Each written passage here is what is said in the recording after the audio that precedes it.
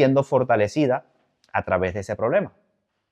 Entonces, una característica que nos va a definir a nosotros como hijos de Dios, la resiliencia. Recibes al Espíritu de Dios y junto a eso, Dios te muestra, créeme que Dios te va a mostrar un futuro maravilloso al punto tal que tú dirías, parece mentira. Suena como Alicia en el País de las Maravillas, pero realmente déjame decirte que lo que Dios puso en tu corazón, ese sueño, ese anhelo, Él te lo va a cumplir. Pero hay que tener la resiliencia de poder soportar las adversidades que se nos van a venir. David, cuando tenía 15 años, él es ungido. Lo bañaron en aceite de oliva, de arriba hasta abajo, bañadito ese niño. De ahí en adelante, dice que Saúl, como ya él había sido desterrado de la presencia de Dios, él dice la palabra que inmediatamente un espíritu malo vino de parte de Dios, un espíritu malo a atormentarlo. Saúl era un hombre con mucho poder económico, un hombre rey, que todavía estaba renombrado rey delante de los demás, pero estaba atormentado por demonios. Y él pidió a sus siervos, envíenme a alguien que sea diestro con el instrumento, envíenme a alguien para que me quite esta turbación o este tormento que tengo. Y qué impresionante que a quien apareció allí fue David. David tocaba el arpa. Entonces, cada vez que Saúl le entraba la loquera, venía David, tocaba el arpa y el hombre se calmaba. Total que David empezó a entrar en gracia en ese entorno, en el entorno donde estaba el rey, donde estaban todos sus criados, a punto tal de que Saúl quería que David siempre estuviera con él. Un niño, jovencito de 15 años. Dice que en ese entonces, siendo David joven, que ya era bastante diestro con la onda, con las piedras, cuando él cuidaba a sus becerros, a sus animales, a sus ovejas. Cuando se acercaban osos, movía la onda y lanzaba esa piedra directo al oso, al león. Era un hombre muy diestro. Total que en ese entonces había un gigante malvado, ese acto famoso que todos conocemos cuando David se enfrentó a Goliat. David, lleno del celo de Dios, dijo, ¿quién es este filisteo incircunciso que viene a ofender a los escuadrones de Israel? Ahí todos sabemos que David venció a Goliat por medio de una piedra y es todo muy bonito. Desde ese momento nace el lema que dice, Saúl mató a sus miles, pero David mató a sus 10,000. Nada más él haber dicho esto, para Saúl le produjo tanta envidia que quería matar a David.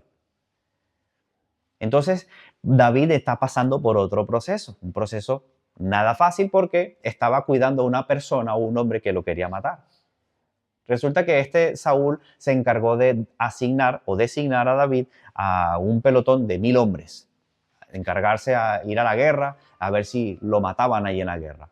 Resulta que este David, en medio de ese proceso, sufrió 2 atentados de muerte de parte de Saúl.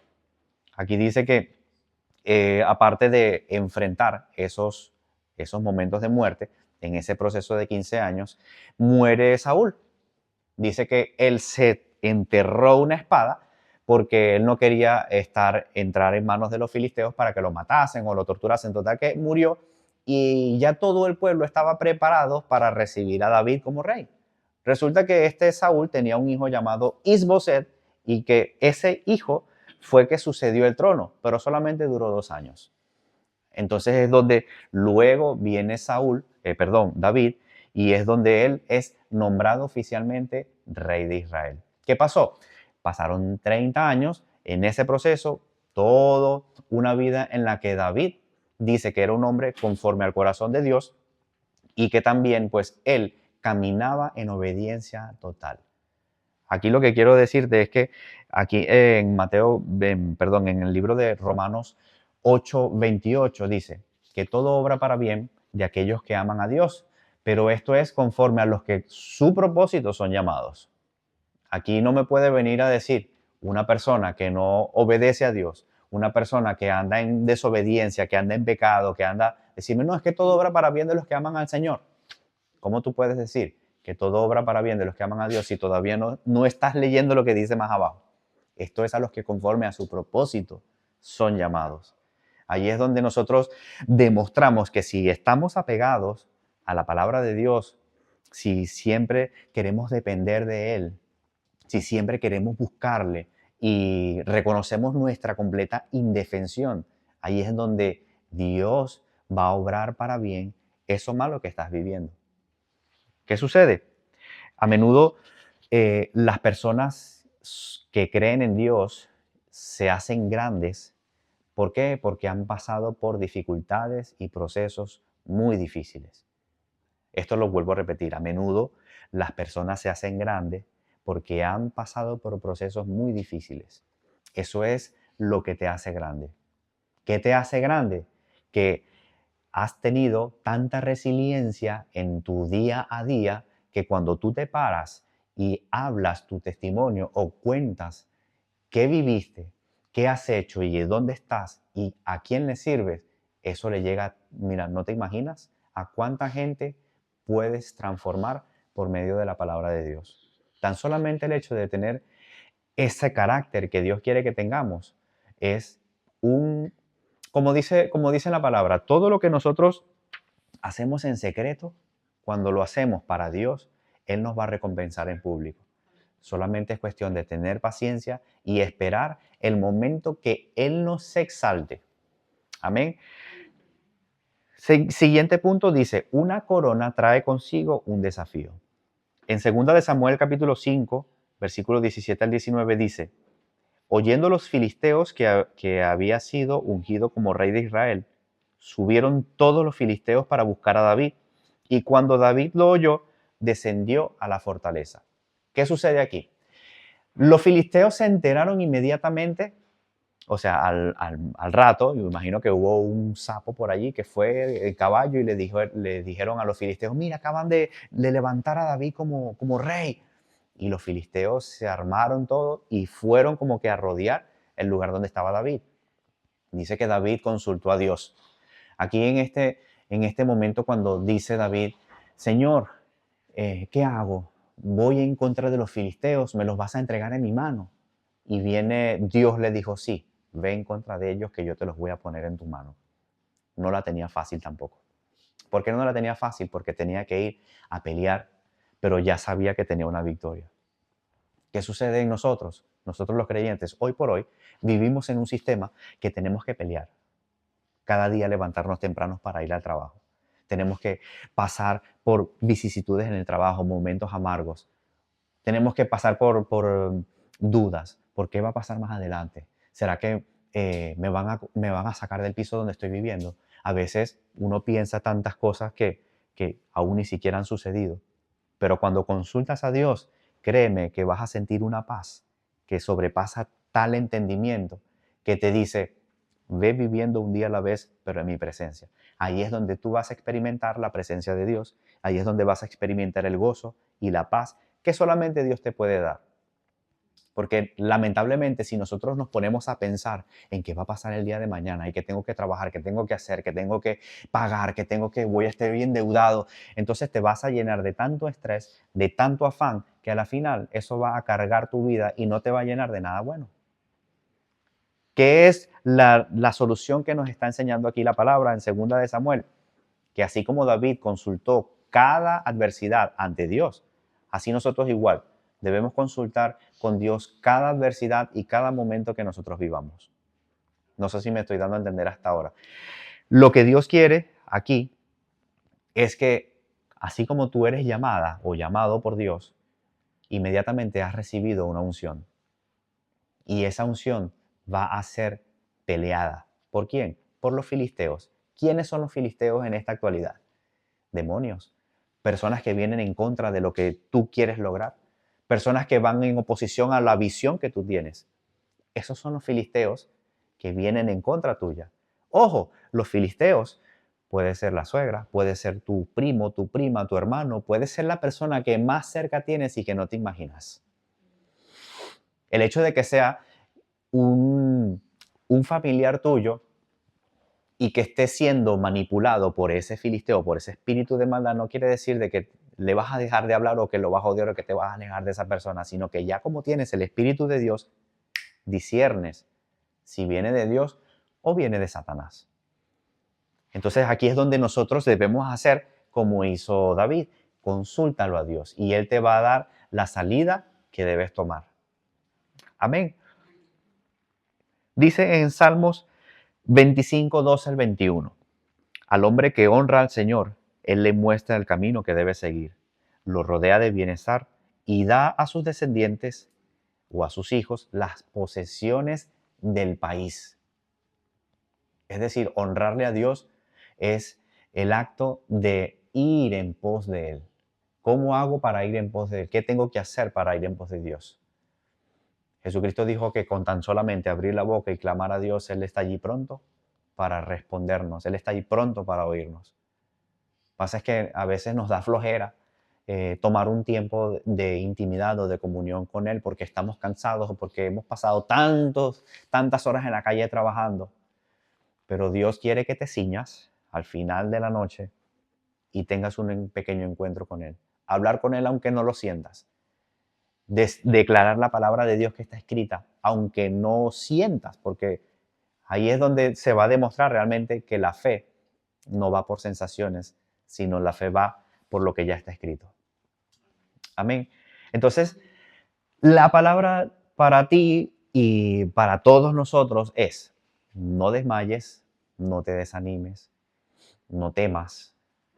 Dice, no te sobreconfíes tampoco, porque el hecho de tener a Dios, el hecho de buscar de Él, podemos ser tentados a sobreconfiarnos. No nos sobreconfiemos, sino más bien debemos mantenernos enfocados, debemos cada día tener esa diligencia o ese carácter de ser proveedor, de ser productor, de trabajar, de producir, pero también de buscar de Dios. Debemos tener un carácter diligente todos los días. Entonces dice, entonces te moverás, en segunda de Samuel. O sea, Dios le mandó a David que se moviera. ¿No nos vamos a mover nosotros? Sí. He visto personas que son tan religiosas que dicen, no, yo me siento aquí, me voy a orar y así va a aparecer la bendición de Dios a mi vida. Ahí yo los miro y les hago, mira que va a aparecer la bendición de Dios si no te pones a trabajar, si no te pones a buscar, si no buscas.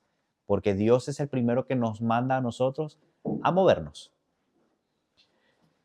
Y es este mensaje que comparto con ustedes hoy es para dar a entender que si formamos parte del escuadrón de Israel o del escuadrón de Dios, es para que entiendas que Dios no nos la va a poner fácil. Las cosas de Dios son difíciles. Un matrimonio, un noviazgo cristiano es difícil. Un matrimonio cristiano es difícil. El servicio, el amor al prójimo es difícil. Cuando Dios te dice que tengas paciencia, es porque Él sabe que tenemos ansiedad. No es fácil caminar en la senda angosta de Dios, no es fácil. Entonces, la semana pasada estuve hablando de un tema que era relacionado, a ver si alguien se acuerda, que yo no me acuerdo, el espíritu del aire. Que ese espíritu del aire se encarga de gobernar a aquellas personas que están sin Cristo. Entonces yo a diario tengo conversaciones con personas en mi trabajo, personas que sé que Dios ama muchísimo y es difícil poder que esa persona, ok, recibe la palabra de Dios, pero es muy difícil poder adherirse a un paso de fe. Es muy difícil. Solamente un milagro para que la persona pueda entender que para salir del pecado necesita una intervención divina, no necesita una intervención de hombre. Porque el hombre es simplemente un instrumento, una herramienta para decirte el camino que debes tomar, pero quien va a ayudarte a salir del estado donde estás es el Espíritu de Dios. Tantas personas que están sumergidas en vicios, tantas personas que están emocionalmente dependientes de aquellas personas que no le corresponde.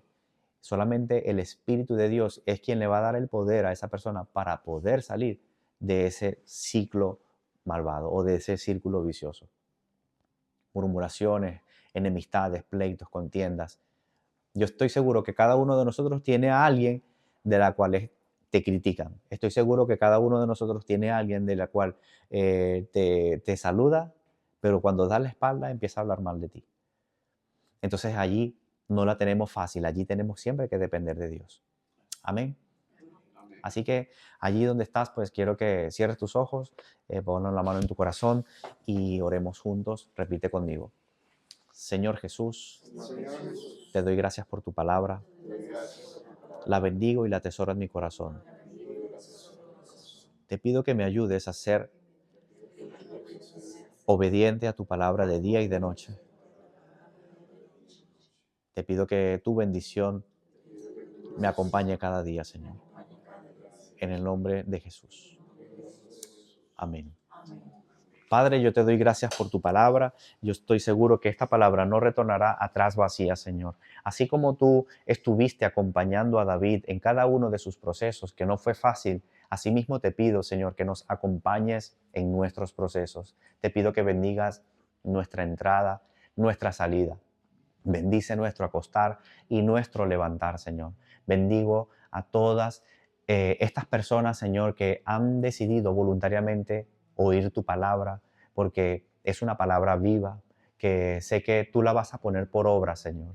Te pido en el nombre de Jesús que bendigas a sus familias. Te pido en el nombre de Jesús, Señor, que los guardes como un cerco, con un vallado, Señor, de protección sobre sus vidas. Y reprendo en el nombre de Jesús espíritus de enfermedad.